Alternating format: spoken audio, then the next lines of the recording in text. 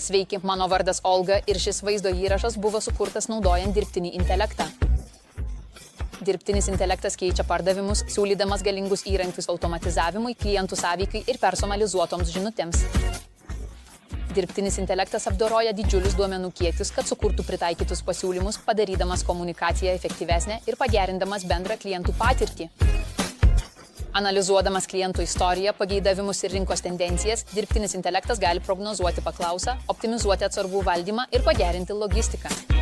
Dirbtinio intelekto valdomi pokalbių robotai taip pat bendrauja su klientais realiu laiku, greitai atsakydami jų užklausas ir didindami pasitenkinimą, tuo pačiu sumažindami naštą klientų tarnavimo komandoms.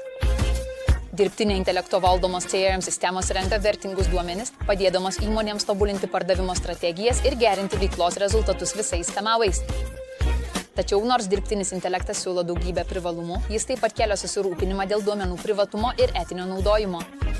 Įmonės turi nuolat atnaujinti žinias ir taikyti atsakingą praktiką, kad užtikrintų tvarų augimą ir konkurencingumą.